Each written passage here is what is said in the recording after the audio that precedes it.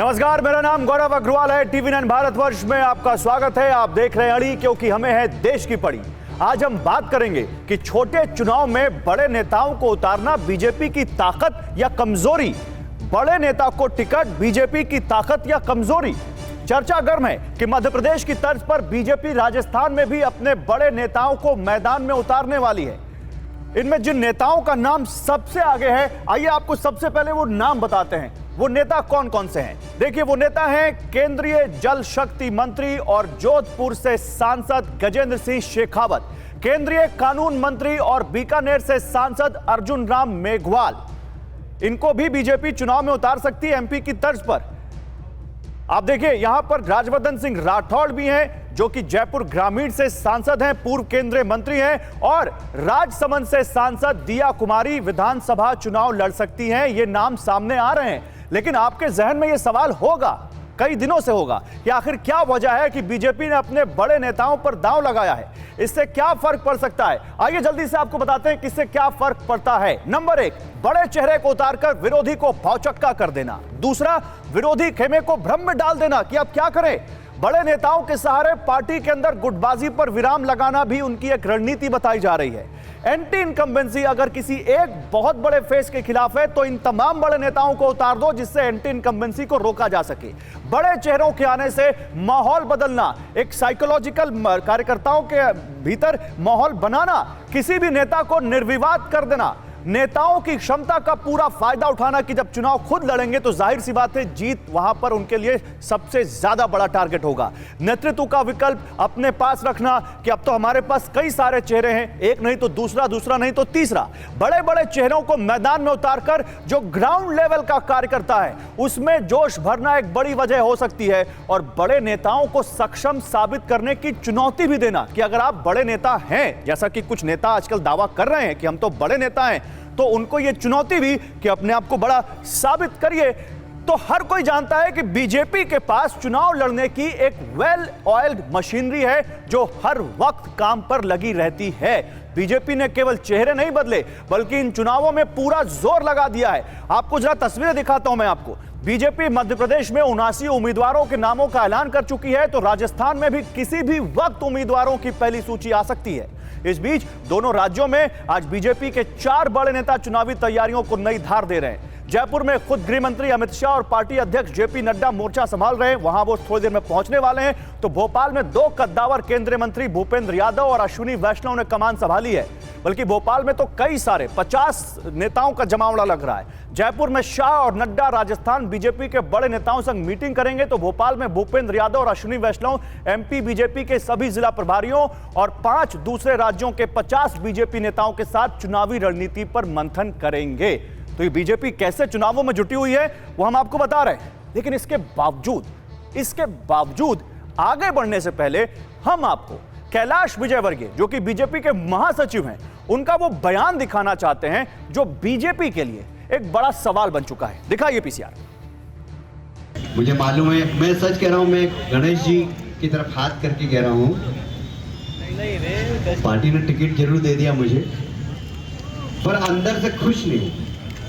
सच कह रहा हूं, इसलिए कि मेरी लड़ने की इच्छा ही नहीं थी, एकदम 1% भी इच्छा नहीं थी। एक माइंडसेट होता है ना लड़ने का, अपने को तो जाना भाषण, अब बड़े नेता हो गए, अब हाथ जोड़ने का जाएंगे, तो भाषण देना और निकल जाना, भाषण देना और निकल जाना, ये सोचा था हमने तो प्लान ये बनाया था कि रोज 8 सभा करनी है, 5 हेलीकॉप्टर से और 3 कार से।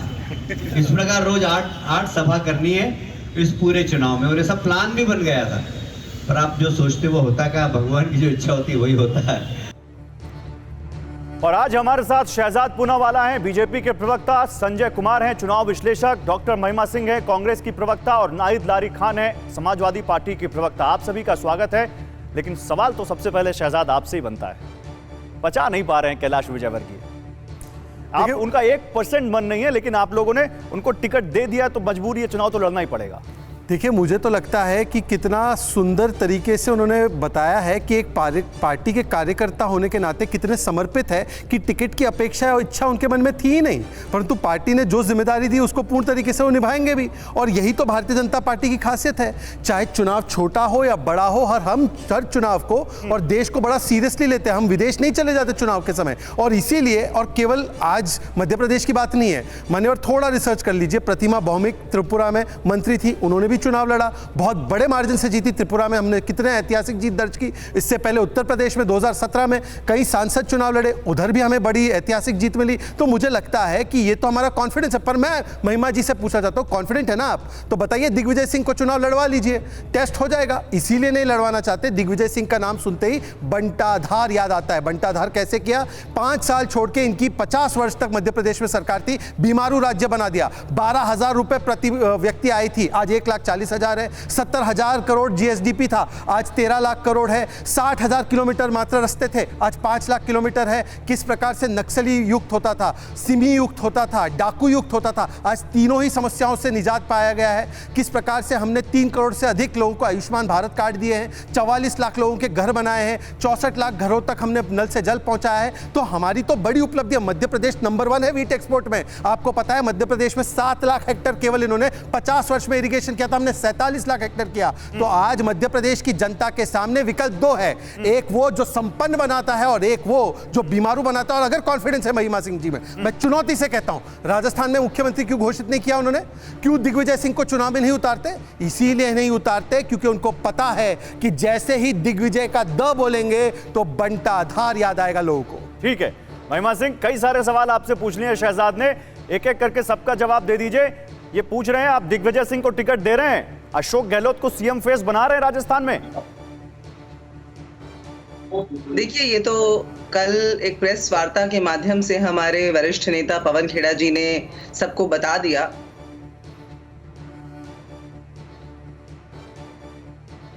महिमा, लगता है कुछ तकनीकी दिक्कत है, आपकी आवाज मेरे पास नहीं आ रही। मैं आपके पास आता हूं और जैसे ही कनेक्शन जुड़ता है मैं आपके पास आता हूं, लेकिन मैं नाहिद लारी खान के पास जाता हूं। नाहिद लारी खान, समाजवादी पार्टी के नेता ने एक बड़ा आज ऐलान कर दिया है। अखिलेश यादव कह रहे हैं कि 20% महिलाओं को टिकट देंगे। ये चुनौती आप दूसरी पार्टियों के लिए बड़ी खड़ी कर रहे हैं, तो ये केवल समाजवादी पार्टी का ऐलान है या इंडिया का ऐलान है? क्या माने इसको? जो भी ऐलान किया माननीय अखिलेश यादव जी ने, वो बहुत ही अच्छा ऐलान किया, क्योंकि बीजेपी तो देगी नहीं 33% जो विमेन रिजर्वेशन बिल ये पास कराए हैं, ये तो अभी लागू होना नहीं है, 2039 तक लागू होगा।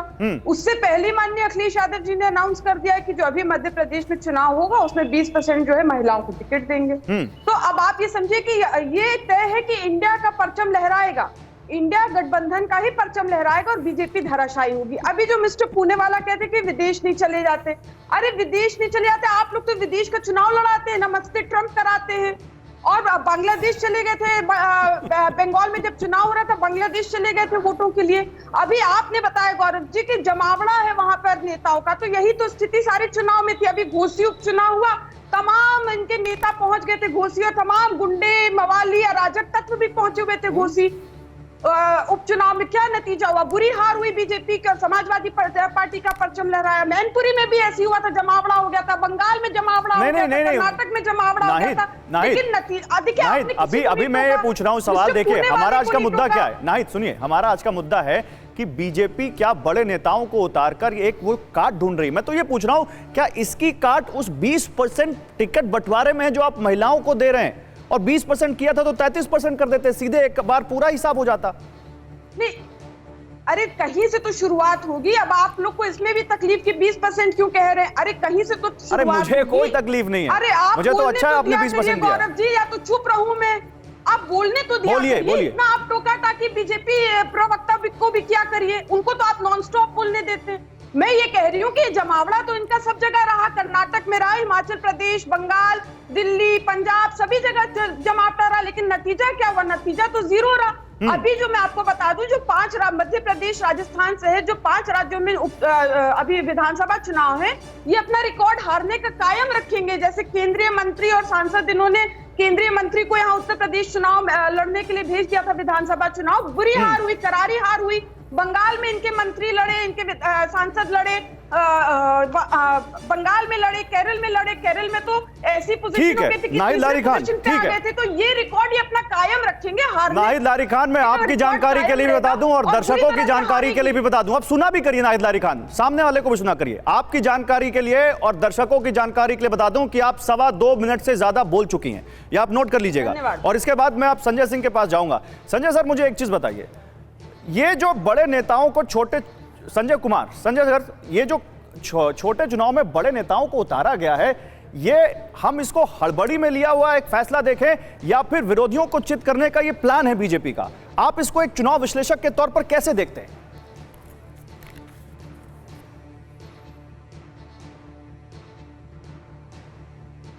मुझे लगता है हर पार्टी को अपनी चुनावी रणनीति बनाने का अधिकार है। अब किसी रणनीति के तहत ही बीजेपी ने यह निर्णय लिया। मैं नहीं मानता कि हड़बड़ी में लिया हुआ निर्णय है। मैं नहीं मानता कि ऐसी बीजेपी की जमीन खिसक गई है मध्य प्रदेश और राजस्थान में कि इसका सहारा बीजेपी को लेना पड़ रहा है। जैसा मैंने पहले कहा, मैं उसी बात को दोहराऊंगा। अपनी अपनी स्ट्रैटेजी है पार्टी की। बीजेपी की तमाम स्ट्रैटेजी ऐसी रही है अलग अलग राज्यों में कि वो सिटिंग एमएलएस के टिकट को काटते हैं, जिसकी बार बार चर्चा होती है एंटी इनकम्बेंसी ग्राउंड लेवल पे, मतलब एमएलएस के अगेंस्ट, एमपी के अगेंस्ट। अब हाल ही में जब गुजरात के चुनाव हुए थे, उसके 1 साल पहले उन्होंने पूरे मंत्रिमंडल को बदल दिया, मुख्यमंत्री को बदल दिया। मध्य प्रदेश में भी पिछली बार जब चुनाव हो रहे थे तो तमाम नए चेहरे उन्होंने उतारे थे। मुझे लगता है ये उनकी स्ट्रैटेजी है, उनकी प्लान के तहत है। अब ये जरूर है कि थोड़ा सा बदलाव हमें दिखाई पड़ता है। ये बदलाव बिल्कुल ऐसा नहीं है कि बिल्कुल नया है। बंगाल में भी उन्होंने कुछ मंत्रियों को उतारा था, कुछ सांसदों को चुनाव लड़ाया था, अलग अलग राज्यों में लड़ाते रहते हैं। तो मैं बहुत आश्चर्यचकित नहीं हूं कि अगर हम मध्य प्रदेश की बात करें तो ऐसे 7 या 8 नाम आ गए, जिनमें 2 केंद्रीय मंत्री हैं, 3-4 एमपीज हैं। तो मैं बहुत आश्चर्यचकित नहीं हूं। लेकिन और ये मैं नहीं मानता कि बीजेपी बिल्कुल उनकी जमीन खिसकी हुई है, इसी के लिए वो आनंद फानंद जल्दबाजी में ऐसी कोई स्टेप्स ले रहे हैं। तो महिमा सिंह, फिर आप लोग ऐसा क्यों कह रहे हैं कि बीजेपी की हार तय है, बीजेपी डर गई है, इसलिए बीजेपी ने इस तरह से अपने केंद्रीय मंत्रियों को, सांसदों को उतार दिया है? आपके सामने चुनाव विश्लेषक कह रहे हैं, कोई नई बात थोड़ी ना है, पहले भी होता रहा है ऐसे। जय हिंद। दोबारा से बात शुरू करूंगी अपनी, क्योंकि पहली दफा कनेक्शन थोड़ा कट गया था जी। तो अभी जब मैं भाजपा के प्रवक्ता की बात सुन रही थी गौरव जी, तो पवन खेड़ा जी का वो वक्तव्य याद आया जब उन्होंने ये बोला था कि भाजपा की पसंदीदा फिल्म है नींद हमारी ख्वाब तुम्हारे, क्योंकि 51 मिनट के अंदर 44 बार तो प्रधानमंत्री ने कांग्रेस का नाम ले लिया, जबकि 19 वर्ष से सरकार मध्य प्रदेश में उनकी है। ठीक है, 2018 में भाजपा को बाहर किया था लोगों ने, लेकिन वो तो हमने देख लिया कि कोविड में जब लोग ऑक्सीजन के लिए मर रहे थे, लाशों के अंबार लगे थे, तो भाजपा मध्य प्रदेश का खेल खेल रही थी। पब्लिक मैंडेट का किस तरह से अपमान किया जाता है वो पूरे देश ने देखा है। भाजपा के द्वारा वो अपमान ऐसे किया जाता है। और यहाँ पर जब भाजपा के प्रवक्ता सवाल हमसे पूछते हैं हमारे वरिष्ठ नेताओं को लेकर के, जबकि सामने चल रहे हैं उनके नेताओं के बयान, भाई हाथ कंगन को आरसी क्या, पढ़े लिखे को फारसी क्या, प्रचलित कहावत है। यहाँ सामने जनता देख रही है उनके नेता क्या बोल रहे हैं। वो दिल से खुश नहीं है, उनके नेता ये बता रहे हैं। लेकिन फिर भी उनको मैं वसीम बरेलवी के अंदाज में याद दिला देती हूँ कि आंखों को मूंद लेने से खतरा न जाएगा, आंखों को मूंद लेने से खतरा न जाएगा, वो देखना पड़ेगा जो देखा न जाएगा। ठीक है, बहुत बढ़िया। मैं आता हूं आपके पास शहजाद, 1 मिनट, लेकिन मैं कुछ दिखाना चाहता हूं, जरा वो दिखाइए पीसीआर। अब हम आपको बीजेपी के ही 2 बड़े नेताओं के बयान दिखाते हैं, कैसे यहां पर खुद को बड़े नेता कहते हुए अपना बेमन जता रहे हैं कैलाश विजयवर्गीय, तो दूसरी तरफ राजस्थान से आने वाले केंद्रीय मंत्री गजेंद्र सिंह शेखावत कार्यकर्ता को पार्टी का आदेश मानना पड़ता है वो कहकर इसका बचाव कर रहे हैं। वो दोनों देखिए आप। पार्टी ने टिकट जरूर दे दिया मुझे, पर अंदर से खुश नहीं हूं, सच कह रहा हूं। इसलिए कि मेरी लड़ने की इच्छा ही नहीं थी, 1% भी इच्छा नहीं थी। एक माइंडसेट होता है ना लड़ने का, अपने को तो जाना भाषण, अब बड़े नेता हो गए, अब हाथ जोड़ने का जाएंगे। केंद्रीय मंत्री को नहीं उतार रही है भारतीय जनता पार्टी, अपने कार्यकर्ताओं को उतार रही है। अपने कार्यकर्ता का जहां जैसा उपयोग है उस दृष्टिकोण से उपयोग करना, मुझे लगता है कि इसमें कांग्रेस पार्टी को पेट में क्यों दर्द हो रहा है इसका कोई कारण मुझे समझ में नहीं आता। तो एक शख्स कह रहा है शहजाद कि अपन तो बड़े नेता हो गए, अब तो माइंडसेट नहीं है चुनाव लड़ने का। दूसरा नेता आपका कह रहा है कि नहीं, यहाँ पे तो अपने कार्यकर्ता को उतार रहे हैं। तो कार्यकर्ता से पूछ तो लिया होता एक बार, भाई तुम्हारा मन है चुनाव लड़ने का या नहीं? देखिए, कार्यकर्ता के रूप में अगर कैलाश विजयवर्गीय ये कह रहे कि मेरी इच्छा थी कि मैं पार्टी के लिए, संगठन के लिए काम करूं और टिकट पाने की नहीं, ये तो उनका स्वागत होना चाहिए। कांग्रेस में तो अमूमन लड़ाई होती है सीट की और लड़ाई होती है सत्ता की, इसलिए अभी तक पहला लिस्ट जारी नहीं कर पाए। ये तो उनका बड़प्पन है कि वो कह रहे कि मुझे टिकट नहीं, मुझे तो काम करना है। परंतु मैं आना चाहता हूँ, क्योंकि उन्होंने वसीम बरेलवी का शेर पढ़ा है तो मैं भी एक शेर पढ़ लेता हूँ। ताउम्र कांग्रेस यही गलती करती रही, गालिब की तरह, कि धूल चेहरे पर थी, कांग्रेस आईना साफ करती रही। महिमा जी, मैंने तो अपनी सरकार की उपलब्धि गिना दी। आप क्योंकि नेताओं के बयान कोट कर रही है, तो मोहन मरकम आपके नेता है छत्तीसगढ़ के, उन्होंने बताया भूपेश बाघेल जी ने कैसे स्कैम किया है वहां पर। आप बताइए, इन नेताओं के बयान पर कमेंट्री दीजिए, सचिन पायलट के बयान पर कमेंट्री कर दीजिए, या वहां पर जो आपके भरत सिंह है, उन्होंने तो विधायक ने पत्र लिखा है कि खनन माफिया सबसे बड़ा हमारा खनन मंत्री है राजस्थान का, और 15 पेपर लीक हुए तो दोनों पेपर लीक के मास्टरमाइंड ढाका को और गोपाल केसावत को कांग्रेस की शरण मिली। चलिए छोड़ देते, आप वादे अपने पूरे केस नहीं, महिमा जवाब देंगी, महिमा जवाब देंगी, शहजाद महिमा जवाब देंगी, लेकिन एक सवाल मेरा सवाल आप समझे नहीं, आप ही से सवाल आप समझे नहीं। मेरा सवाल यह है, वो कह रहे हैं मैं बड़ा नेता हूं, मुझे बड़ा चुनाव लड़ाओ, छोटे चुनाव में क्यों डाल रहे हो? नहीं, एक सेकंड, वो कह रहे हैं मैं बड़े नेता हूं, मेरा माइंडसेट नहीं है अभी सब चुनाव लड़ने का। और वही देखिए, अब वो कह रहे हैं मैंने प्लान बना लिया था, 5 सभाएं हेलीकॉप्टर से करूंगा और 3 सभाएं कार से करूंगा, और आप उनको छोटे चुनाव में उतार रहे हैं। देखिए, मुझे लगता है कि उनके बयानों को मिसकोट करने की अनुमति मैं आपको नहीं दे सकता। नहीं, मैं मिसकोट नहीं कर रहा हूं। मैं अगर आपको चाहिए, एक सेकंड सुन लीजिए ना, पूरा सुन लीजिए।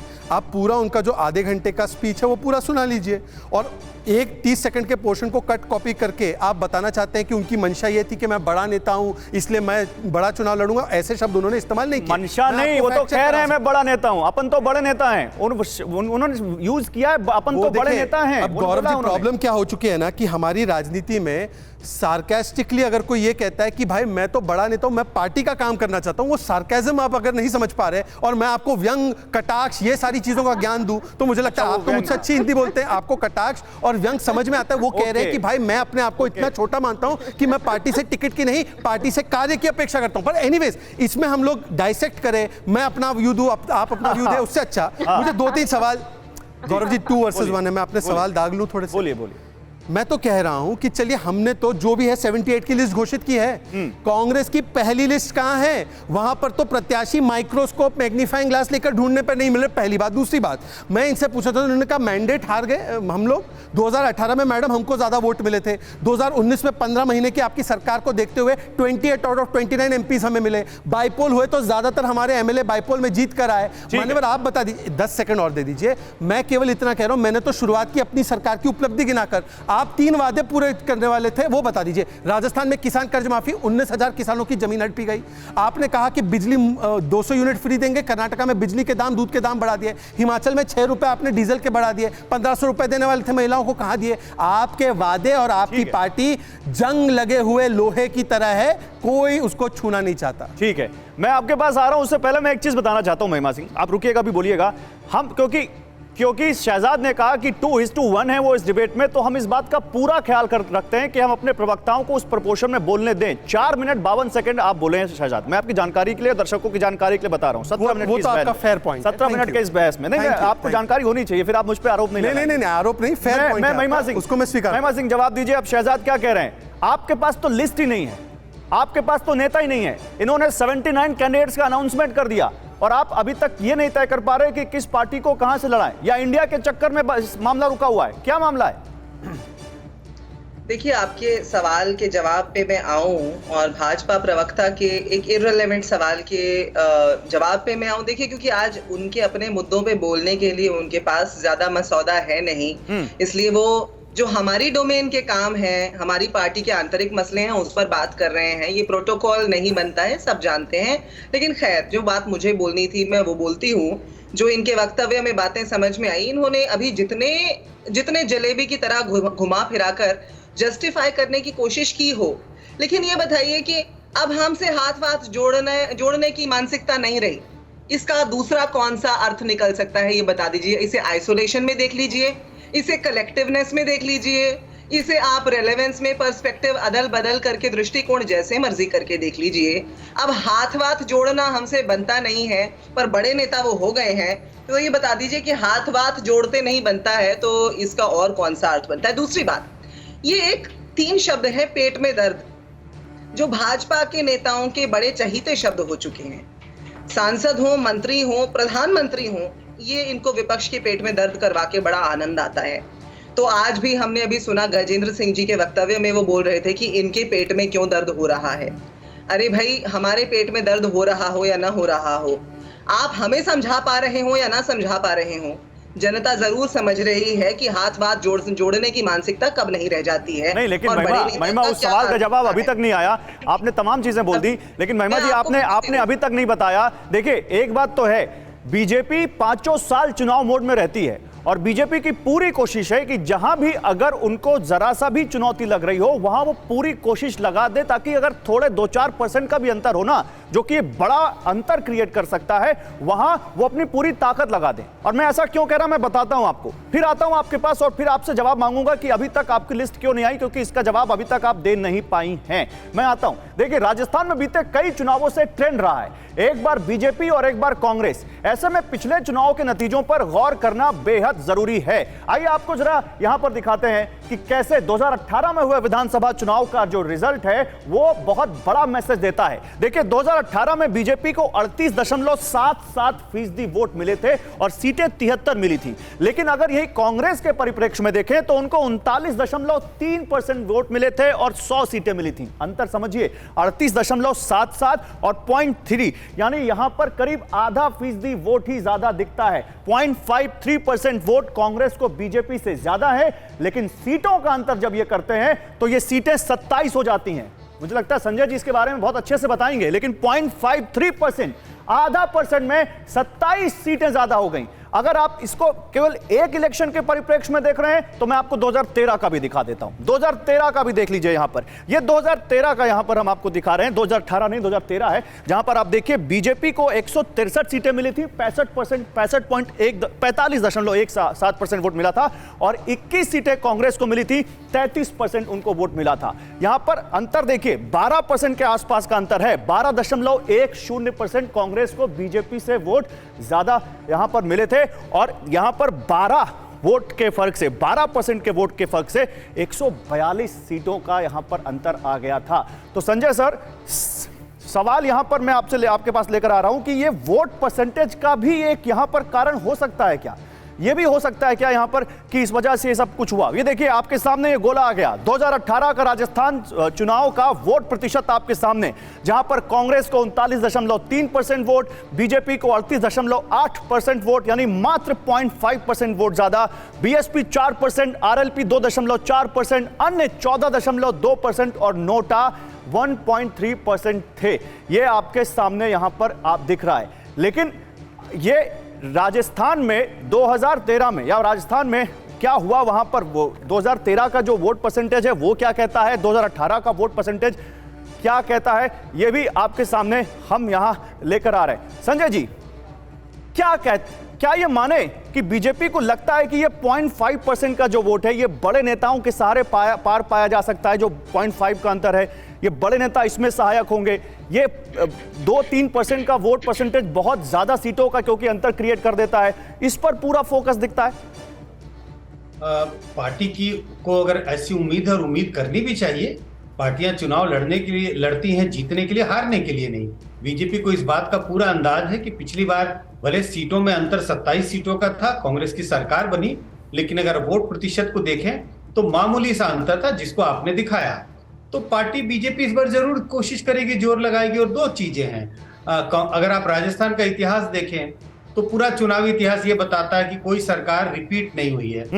निश्चित रूप से बीजेपी का थोड़ा मन बढ़ाता है, बीजेपी के नेताओं को लगता है कि राजस्थान का ये इतिहास रहा है, तो शायद इस इतिहास के सहारे उनको लगता है उनके जीतने की संभावना ज्यादा है। दूसरा इंडिकेटर, उनको लगता है कि भाई पिछली बार भी चुनाव तो हम हारे, सरकार हमारी नहीं बनी, 27 सीटों से हम पीछे रह गए, लेकिन फिर भी जनाधार लगभग बराबर था। तो बीजेपी जरूर उम्मीद कर रही होगी कि जनाधार जो लगभग बराबर था, आधा प्रतिशत वोट से पीछे रहे थे, उसको इस बार वो पाट सके। और तमाम हथकंडे अपनाए जाते हैं, हथकंडे कह लें या स्ट्रैटेजी कह लें, तमाम स्ट्रैटेजी है। लेकिन संजय जी कुछ परसेंट, और कुछ परसेंट नहीं, मैं तो बिल्कुल फैक्ट कोट करता हूं, 0.5% वोट 27 सीटों का अंतर क्रिएट कर देता है। ये कैसे होता है सर? ये ऐसे होता है, ये first pass the post system, हमारा जो इलेक्टोरल सिस्टम है, आप किसी सीट को 1 वोट से जीत सकते हैं और एक सीट को 10,000 से और 1 लाख वोट से भी जीत सकते हैं। तो मान लीजिए कोई एक पार्टी तमाम ज्यादातर सीटें कम वोट से जीतेगी और दूसरी पार्टी ज्यादातर सीटें बड़े मार्जिन से जीतेगी, तो दोनों के वोट प्रतिशत में बहुत अंतर दिखाई पड़ेगा। इस वजह से, जिसको हम कहते हैं first pass the post system, जो 1 वोट से भी आगे निकल गया उसकी जीत हो सकती है। आपने तो यहाँ मामूली 5%, 0.5% वोट में सीटों का अंतर दिखाया। कर्नाटक को याद कीजिए, कर्नाटक के तमाम 3-4 ऐसे चुनाव हैं, बीजेपी का वोट प्रतिशत कम होता है, कांग्रेस का वोट प्रतिशत ज्यादा होता है। इस बार का चुनाव नहीं, इसके पहले के चुनावों को देखें तो आपको सीटों का अंतर दिखाई पड़ेगा। बीजेपी कम वोट लाके चुनाव जीतती है, सीटें ज्यादा आती है, कांग्रेस का वोट ज्यादा होता है लेकिन वो चुनाव नहीं जीत कम होती है। ऐसे बहुत तमाम तरह के, आप यूपी का उदाहरण देखिए, यूपी में अगर पिछले विधानसभा चुनाव को देखें, बीएसपी को 13% वोट, सीट एक भी नहीं, बिल्कुल, और कांग्रेस को 2.5% वोट और 2 सीटें। और ऐसे तमाम उदाहरण हैं। ठीक है, नाहिद लारी खान, मैं आपके पास आ रहा हूं, लेकिन मैं यहां पर इससे पहले एक चीज यहां पर गहलोत की योजनाओं के बारे में दिखाना चाहता हूं, क्यों क्या, और यही वजह है जिस वजह से यहां पर अब बीजेपी राजस्थान में और ज्यादा जोर लगा रही है। विशाल, अगर वो ग्राफिक्स तैयार हो तो मुझे दीजिए। गहलोत सरकार की कुछ ऐसी योजनाएं जिन्होंने यहां पर बीजेपी के लिए एक बड़ी चुनौतियां खड़ी कर दी हैं और बीजेपी को लगता है कि इनसे पार पाना होगा तो हमें यहां पर कुछ बड़ा, यहां बड़े फेस या बड़ी रणनीति उतारनी होगी, या सब कुछ जिस तरह से वहां पर आज गृह मंत्री और जो उनके अध्यक्ष पहुंचे हुए हैं। ये देखिए, राजस्थान में 5, ये जो आप देख रहे हैं, ओल्ड पेंशन स्कीम, शहरी रोजगार गारंटी, महंगाई राहत कैंप, 500 रुपए में सिलेंडर, 25 लाख का मुफ्त इलाज, 100 यूनिट मुफ्त बिजली, फ्री राशन, बस किराए में महिलाओं को 50% छूट। यानी गहलोत का मंत्र यहां पर है, पहले इस्तेमाल करें और फिर विश्वास करें। शहजाद, पहले इस्तेमाल करें इन योजनाओं को, फिर विश्वास करें। गहलोत ने तो चुनाव से पहले ही अपना पिटारा खोल दिया है। क्या बीजेपी इससे डर गई है या बीजेपी के पास इसकी काट नहीं है? ऐसा है गौरव जी, गहलोत जी 4.5 साल जिस प्रकार की सरकार चलाई, सचिन पायलट को कन्विंस नहीं कर पाए। सबसे बड़े घोटाले, लाल डायरी घोटाले का उन्होंने दिया, और 108 रुपए का 1 लीटर पेट्रोल मिलता है, बगल गुजरात में 98 रुपए का मिलता है। 5 साल तक आपने कमर तोड़ी, वैट हाईएस्ट था, इलेक्ट्रिसिटी टैरिफ हाईएस्ट था, किसानों को धोखा दिया। अब जाकर ये आखिरी वक्त में लॉलीपॉप दे रहे हैं, और जहां पर गले कटते हैं वहां पर ये योजनाएं चाहती है जनता। महिलाओं की सुरक्षा को लेकर सीकर में 2 दिन पहले एक बच्ची के साथ, क्लास 10th की बच्ची के साथ गैंगरेप हुआ, कुएं में डाल दिया गया। प्रतापगढ़ में निर्वस्त्र किया गया। भीलवाड़ा में आदिवासी महिला के साथ क्या किया गया, उसको काट कर जला दिया गया। ये सुरक्षा की स्थिति है वहां पर। और देखिए, मैं महिमा जी को अप्रिशिएट करता हूं, बड़े डिग्निफाइड तरीके से बात रखती है महिमा जी। पर एक चीज मैं आपको बताऊं, आप तो वो लोग हैं जिन्होंने जनता को राक्षस कहा है। आप हाथ जोड़ने पर प्रश्न उठा रही हैं। जनता को राक्षस कहने वाली एक ही पार्टी, और वो आपके प्रभारी है मध्य प्रदेश में। और नाहिद लारी खान जी से एक बात कह दूं, इन्होंने कहा इंडी का परचम लहराएगा। कैसे इंडी का परचम लहराएगा? समाजवादी पार्टी कांग्रेस के साथ तो लड़ नहीं रही, उल्टा आजकल तो तृणमूल कांग्रेस को अधीर रंजन चौधरी डेंगू के लिए जिम्मेदार बोल रहे हैं। Mamata Didi in Spain, Bengal in pain. वहां पर आम आदमी पार्टी और पंजाब का सीटों को लेकर और एमएलए को लेकर झगड़ा चल रहा है। तो ये इंडी गठबंधन कहां से लड़ रहा है भाई? ठीक है, मैं नाहिद लारी खान आपके पास आऊंगा और जवाब दीजिएगा, लेकिन पहले महिमा सिंह, पहले इस्तेमाल करें फिर विश्वास करें, ये जो मंत्र है आपका, आपको लगता है इस पर आपको मिलेगा राजस्थान की जनता का आशीर्वाद? गौरव जी, 250 कॉलेज 5 साल में जिस राज्य में खोले गए हों सरकार के द्वारा, जिस राज्य के अंदर चिरंजीवी जैसी स्वास्थ्य योजना दी गई हो, जिस राज्य के अंदर ओल्ड पेंशन स्कीम लागू की गई हो, 500 रुपए का सिलेंडर दे दिया गया हो, मुझे लगता है इसे पब्लिक वेलफेयर बोलते हैं। इसे किसी एडवर्टाइजमेंट से हम कंपेयर करें तो मुझे लगता है कि ये जनता को निम्न करना होगा। लेकिन सचिन पायलट का नाम जब जब भाजपा के मुख पर आता है, उनकी तकलीफ साफ जाहिर हो जाती है। सिंधिया की दुर्दशा तो हम देख ही रहे हैं मध्य प्रदेश के अंदर। दिग्विजय सिंह का नाम ये लेते हैं, शिवराज सिंह जी का नाम अभी दो लिस्ट आ गई, उसमें आया नहीं, जबकि वो तो सिटिंग सीएम है। दिग्विजय सिंह जी तो जो है पार्टी के वरिष्ठ नेताओं में जो हम सबके मार्गदर्शक हैं उनमें आते हैं। और शिवराज सिंह जी की राजनीति तो हम सब जानते हैं, कोविड के दौरान वो क्या उठापटक कर रहे थे वो जानते हैं, उनका नाम क्यों नहीं आया अभी तक। और राजस्थान के अंदर हमने जो कहा नहीं, उन्होंने तो थैंक यू मीटिंग भी कर ली है। वो थैंक यू मीटिंग क्यों हुई वो भी शहजाद बताएंगे, लेकिन मैं आता हूं आपके पास। शहजाद अभी आ रहा हूं, एक मिनट। संजय जी, ये एक ट्रेंड देखने को मिल रहा है। मैं नाहिद लारी खान आ रहा हूं अभी, क्योंकि चुनाव विश्लेषक के तौर पर संजय जी हमारे साथ हैं और चुनाव विश्लेषण, उनको इसी पर चुनाव विश्लेषण से जुड़ा एक सवाल है मेरे पास। संजय जी, एक ट्रेंड देखने को मिल रहा है, अब पार्टियां क्या कर रही हैं सर, चुनाव से पहले नई नई योजनाएं ला भी रही हैं और उनको डिलीवर भी कर रही हैं, लोगों तक पहुंचा भी रही हैं। राजस्थान में भी दिख रहा है, कुछ और राज्यों में भी दिखा है। एक वोटर के मन पर इसका क्या असर पड़ता है, कितना प्रभावित होता है वो इससे?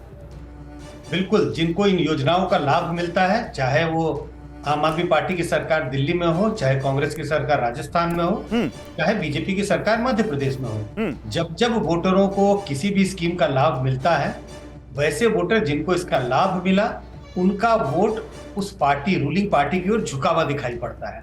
मैं ये नहीं कह रहा कि वो तमाम लाभ जिनको मिलता है वो सारे के सारे रूलिंग पार्टी के पक्ष में वोट देते हैं, लेकिन उनका झुकाव बहुत साफ दिखाई पड़ता है। और यही कारण है कि आप स्टेट बाय स्टेट जाएं, चाहे वो किसी भी पार्टी की सरकार हो, पार्टी का कोई फर्क नहीं पड़ता, किसी भी स्टेट में जाएं, उस पार्टी के लिए वोटरों के बीच में झुकाव दिखाई पड़ता है जो पार्टियां तमाम स्कीम लेके आती हैं। और यही कारण है कि स्कीम लाने की होड़ लगी हुई है। ठीक है नाहिद लारी खान, पहले दो उसके बाद वोट लो, या फिर घोषणा पत्र का इंतजार नहीं है? यहां पर घोषणा पत्र का इंतजार नहीं, और जिताव दोगे तो मिलेगा भी नहीं। पहले इस्तेमाल करो और पहले इस्तेमाल करो फिर विश्वास करो। छोटा सा अंतर, नहीं मेरा सवाल सुन लीजिए, छोटा सा अंतर वोट परसेंटेज का कितना बड़ा अंतर यहां पर खड़ा कर सकता है। आपने तो 20% महिलाओं को टिकट दिए हैं, तो वो यहां पर आपकी पॉलिटिकल जो आपकी रणनीति है, जो आपकी इलेक्शन की स्ट्रैटेजी है, उसमें फिट बैठता है? देखिए, अभी जिस प्रकार से मैं उसका जवाब दे रही हूँ आपको, लेकिन आप मेरी बात सुने। अभी जिस प्रकार से बीजेपी के प्रवक्ता जो है इंडिया को अपमानित कर रहे थे, ये दरअसल इंडिया को ही नहीं 130 करोड़ जनमानस को अपमानित करे। बीजेपी जब से इंडिया का गठबंधन, अपने आप को इंडिया समझ रहे हैं क्या ये लोग? मानसिक संतुलन खो बैठी है बीजेपी, मानसिक संतुलन बीजेपी के सारे मैडम प्लीज ज्यादा इसको मतलब ज्यादा मत बोलिए। आप इंडी गठबंधन एक भी नहीं है, आपका इंडिया का अपमान कैसे होगा? गौरव जी, मैं इस बात पर आपत्ति दर्ज करता हूं। मैं आपको मौका दूंगा आपत्ति दर्ज कराने का, एक बार उनकी बात हो जाए। आप बोलिएगा, बोलिए नाहिद लारी खान, अपनी बात पूरी करिए। आपने खुद बीजेपी के लिए शब्द इस्तेमाल किए कि बीजेपी डर गई है। ये सही बात है कि बीजेपी जो है इंडिया गठबंधन से थर्राई हुई और घबराई हुई, डरी हुई। आपने खुद डर गई है बीजेपी, ऐसा शब्द इस्तेमाल किया। जो राजनीतिक विश्लेषक बैठे उन्होंने खुद कहा जमीन खिसक गई बीजेपी की, ऐसे शब्दों का प्रयोग बीजेपी के लिए किया। अब आप ये बताइए, उन्होंने क्या कोट किए जा रही है? प्रवक्ता कह रहे, मैंने तो सवाल पूछा था मैम, मैंने कहा नहीं था। स्कैम और घोटाले की बात कर रहे हैं। और संजय जी ने तो उल्टा कहा, क्या बोले जा रही है? अरे मैं इस तरह की डिबेट नहीं कर सकती। नहीं Gaurav ji, sorry, this is not fair. But you are misquoting. क्या अनफेयर है? आप ही स्क्रीन पर आप ही बोल रही हैं, क्या अनफेयर है इसमें? जिस प्रकार से ये घोटाले क्या 20% महिलाओं को आरक्षण देना कांग्रेस के लिए अनफेयर है?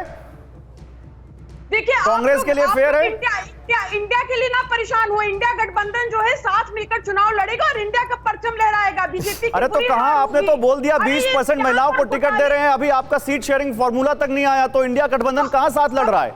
अरे सब आ जाएगा, थोड़ा तसल्ली रखिए, सब सामने आ जाएगा। किस बात के लिए परेशान हो रहे हैं? अरे जिस प्रकार से घोटाले की बात कर रहे हैं, भाई बीजेपी का तो एक राष्ट्रीय अध्यक्ष रंगे हाथों रिश्वत लेते, लाखों रुपए रिश्वत लेते रंगे हाथों पकड़ा गया था। ये क्या घोटाले और स्कैम की बात करेंगे? अरे ये अपने आप को विश्व की सबसे नाहिद लारी खान, आज की बात करें अगर, तो यहाँ पर आपको बीजेपी की स्ट्रैटेजी पर मैं सवाल पूछ रहा हूँ, आप कहाँ जा रही हैं लड़ने के लिए? अरे मध्य प्रदेश और राजस्थान में बीजेपी के पास नेता नहीं है चुनाव लड़ने के लिए। अपने आप को विश्व की सबसे बड़ी पार्टी कहते हैं। इनके खुद के नेता मना करते हैं, नहीं हमें चुनाव नहीं लड़ना, हमें डर लग रहा, इंडिया से, हमें चुनाव नहीं लड़ना। तब जाकर जो है ये केंद्रीय मंत्री और सांसद भेजने चुनाव लड़ने के लिए। तो ये आप 20% आरक्षण देंगे, कांग्रेस का क्या होगा? इस पर जवाब नहीं दे रही है। आपने तमाम घोटालों की लिस्ट गिना दी, मैं तो कांग्रेस आप से भी पूछ रहा हूं कि महिलाओं आपकी को- लिस्ट क्यों नहीं आई, उसमें वो कह रहे हैं कि हमारा उसका जवाब वो नहीं दे रहे। तो सवाल का जवाब पे तो रहिए आपको मैडम। नहीं पसंद आ रहा, इंडिया आपकी गठबंधन जाति- का आप अच्छा, यहाँ पर टीवी हवाला दे नाइन रही हैं और आप नहीं भारतवर्ष बता पा रही हैं कि चाहती, आपके आरक्षण टीवी से नाइन कांग्रेस सहमत है कि नहीं है। चाहती कि महिलाएं चुनाव लड़े। ठीक है, आपकी बात से समझ में आ गया कि टीवी 9 भारतवर्ष नहीं अरे चाहता मेरे- कि महिलाएं चुनाव लड़े। नहीं, आप मेरे से- चाहते मैं महिलाएं यहाँ पे कोई चुनाव लड़े, मैंडेट नहीं दे रहा हूँ। Just आप like समझ नहीं पा रही जैसे हैं। बीजेपी जो है महिलाओं के विरुद्ध है, महिलाओं के एंटी है, ओबीसी कृपया एससी आने एसटी के दीजिए। विरुद्ध बीजेपी है, आदिवासियों के कृपया विरुद्ध आने अच्छा BJP ठीक है, ओके, जैसे आप भी आपका जो समय नहीं हो चाहते चुका मैम, महिलाएं हमने चुनाव आपको लड़े। आपका समय पूरा हो चुका, मेरे पास समय खत्म हो चुका है। आपका जो आप जो मैंने आरोप लगाइए, लेकिन टीवी 9 भारतवर्ष आपसे सवाल तो पूछेगा। ओके, मैं एक रिपोर्ट दिखाना चाहता हूं। अगर कांग्रेस अपनी योजनाओं के दमखम भर रही है तो ऐसा नहीं कि उसका पलड़ा भारी हो गया है। देखिए, इंडिया स्मार्ट सिटी कॉन्क्लेव 2023 में मध्य प्रदेश को सबसे स्मार्ट स्टेट का तो अवार्ड मिला ही है, साथ ही इंदौर को देश का इंदौर का बेस्ट स्मार्ट सिटी अवार्ड मिला है। तो इस वाहवाही को बीजेपी चुनाव में भी भुना सकती है। देखिए, मध्य प्रदेश को नंबर 1 स्मार्ट स्टेट का अवार्ड और इंदौर को बेस्ट स्मार्ट सिटी का अवार्ड दिया गया है। अब ये संयोग है या प्रयोग है शहजाद, और क्या चुनाव में भी इसको भुनाया जा सकता है? देखिए, सबसे पहले तो जो पार्टी महिला आरक्षण के कॉपियों को, बिल की कॉपियों को फाड़ती थी, आज 20% का वादा कर रही है। हमारे ये भी संगठन में विरोधी है, 33% पिछड़े पहले वर्ग से आरक्षण है। देखिए नाइक जी, मैंने आपके बीच में नहीं बोला। और दूसरी बात तो हम तो स्वागत करते हैं, परंतु मैं नाइक जी, आपसे रुक जाइए। पूछना चाहता हूं, नाइक जी ने कहा कि मध्य प्रदेश में हमारे कोई लीडर नहीं है। चुनौती देता हूं नाइक जी, आप तो राष्ट्रीय प्रवक्ता है समाजवादी पार्टी की, मध्य प्रदेश समाजवादी पार्टी के 5 नेताओं के नाम बता दो। मैं 5 बताता हूं अपने मध्य प्रदेश बीजेपी के, आप 5 मध्य प्रदेश समाजवादी पार्टी के, आप तो राष्ट्रीय प्रवक्ता है अपनी, आप 5 नाम बता दीजिए मध्य प्रदेश समाजवादी पार्टी के नेताओं। 5, जस्ट 5। आप ये बताइए। अरे भाई छोड़िए ना, आप रहने दीजिए, मुझे अपने बाकी का जवाब बता दीजिए ना नाइक जी। किसी और से खेलेगा। आप ये बताइए कि महिलाओं अपने को नेताओं पिछड़े के नाम वर्ग नहीं की जानती है, महिलाओं बोल रही है को हमारे क्यों नेता नहीं है। बीजेपी? अच्छा ठीक है, पिछड़े गजब। वर्ग एक मिनट, की नाहिद अली खान, ओके, अब नहीं है तो रुकिए, अब दूसरे को बोलने दीजिए। बस मैंने जो मात्र 20 सवाल सेकंड पूछा हुआ। था, मैंने जो शहजाद सवाल पूछा था उस पे आइए। ये मध्य हाँ, मैं प्रदेश उसी को स्मार्ट स्टेट का अवार्ड, इंदौर को बेस्ट सिटी का अवार्ड, ये संयोग है या प्रयोग है? ये चुनाव में कहीं, मैं सवाल पूछ रहा हूं आपसे, जल्दी से, समय कम है। ऐसा है कि हमारा मॉडल बहुत क्लियर है। हमारा मॉडल है कि किस प्रकार से कांग्रेस ने जिन राज्यों को बीमारू कैटेगरी में रखा था, है। उनको विकास की ओर ले जाना।